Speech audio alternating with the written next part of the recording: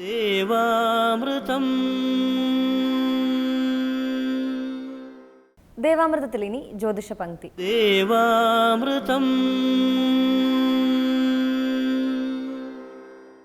ഇന്ന് 1192 ആണ്ട് ധനുമാസം 4-ാം തീയതി, അതായത് 2016 ഡിസംബർ മാസം 19-ാം തീയതി. ഇന്ന് തിങ്കളാഴ്ചയാണ്.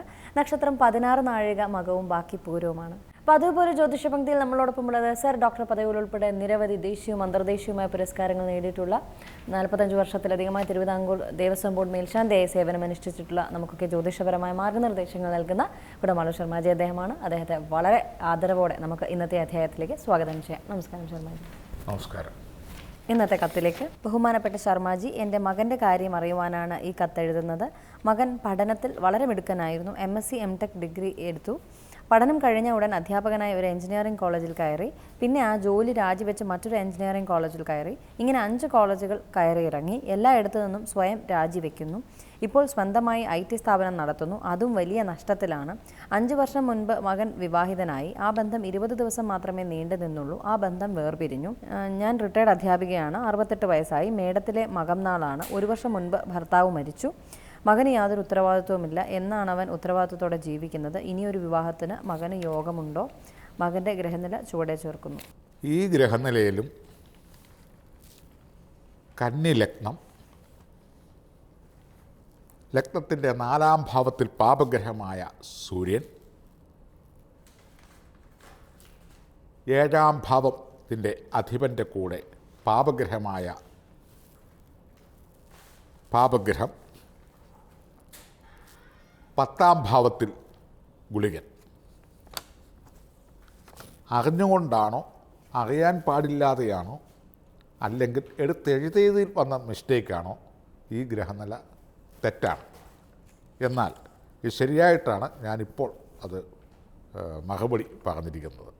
അതുകൊണ്ട് ലഗ്നം 4, 7, 10 എന്ന കേന്ദ്ര രാശികളിൽ പാപഗ്രഹങ്ങളോ പാപഗ്രഹങ്ങളുടെ കൂട്ടായ്മയോ വന്നാൽ അത് ഒന്നിലും ഏതിലും ഉറച്ചിരിക്കാത്ത, അതായത് കുടുംബ ബന്ധങ്ങളിൽ, ദാമ്പത്യ ബന്ധങ്ങളിൽ, തൊഴിൽ ബന്ധങ്ങളിൽ അസ്ഥിരത, അസമാധാനം മുതലായവ വന്നു ചേരുമെന്നും, എന്നാൽ 10-ാം ഭാവാധിപൻ നിപുണയോഗത്തോടുകൂടി നിൽക്കുന്നത് കൊണ്ട് വാചാലനാകും അവനാക്കുമേ കീഴ്പ്പെട്ടിടാ, അതായത് പുരുഷജാതകത്തിലായിരുന്നാലും സ്ത്രീജാതകത്തിലായിരുന്നാലും ലഗ്നത്തിൻ്റെ 4-ാം ഭാവത്തിൽ നിപുണൻ അല്ലെങ്കിൽ നിപുണ എന്ന യോഗം ഉണ്ടെങ്കിൽ ആ ചെയ്യുന്ന തൊഴിലിൽ ആൾ എക്സ്പെർട്ടാണ്. പക്ഷേ അതിൻ്റെ കേന്ദ്ര ആധിപത്യത്തോടു കൂടി അശുഭഗ്രഹങ്ങൾ നിൽക്കുന്നതിനാൽ കഴിവുണ്ടായിട്ടെന്താണ് ഫലം? ഒന്നിലും ഉറച്ചിരിക്കത്തില്ല. അങ്ങനെ അപൂർവം ചില പ്രതിഭകളുണ്ട്. അവരൊന്നിലും ഉറച്ചിരിക്കാൻ ബുദ്ധിമുട്ടായിട്ട് വരും. ഒരു അസ്ഥിരത ഉണ്ടാകും എന്ന് സൂചിപ്പിച്ചല്ലോ. അതുതന്നെ വിവാഹത്തിലും സംഭവിച്ചിരിക്കുന്നു. 7-ാം ഭാവാധിപൻ അഷ്ടമത്തിൽ പാപഗ്രഹത്തോടു കൂടി നിൽക്കുന്നതിനാൽ ആ വിവാഹബന്ധം അധികം കാലം നിലനിന്നില്ല. വിശേഷിച്ചും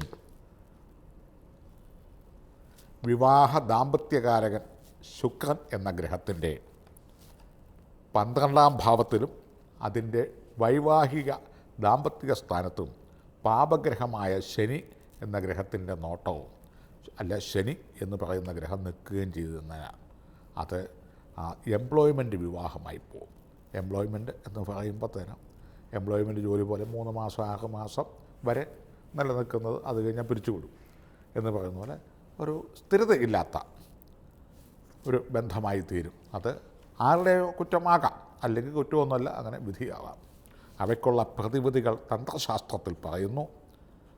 രോഗത്തിന് മരുന്ന് എന്ന് പറയുന്നത് പോലെ ശം നോ ദേവീ അഭീഷ്ടയാപോ ഭവന്തു പീതേ സംയോരഭിസ്രവന്തുന ഈശാന വാര്യാണാം ക്ഷയം ദിക്ഷണീനാം അപോ ആചാമി ഭേഷജം അപ്സും മേ സോമോ അഭവീദന്തവിശ്വാരി ഭേഷജം അഗ്നിഞ്ച വിശ്വസംഭവം ആപപ്രണീതഭേഷജം വരൂഥം തന്വേ മമ യോക്ത സൂര്യം ദൃശേ. ഇതും ഒരു 1.25-2 മണിക്കൂർ നേരത്തോളം എടുക്കുന്ന വേദേതിഹാസ്യങ്ങളിൽ നിന്നും എടുത്തിരിക്കുന്ന എർത്തിക്കുകളാണ്.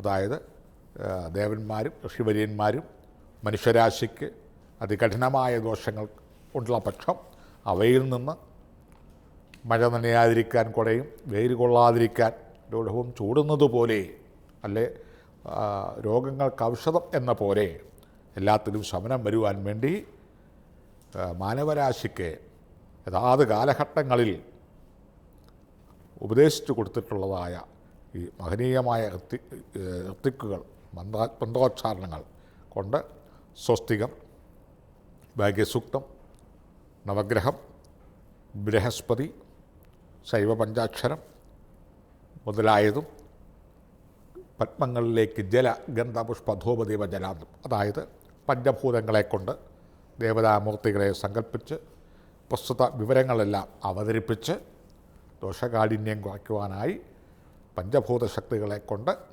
അതിൽ വിധിപ്രകാരമുള്ള താന്ത്രിക വിദ്യകൾ ചെയ്ത് ദോഷം ശമനം വരുത്തിക്കൊള്ളുവാനായി ഉപദേശിച്ചിട്ടുള്ളതാണ്.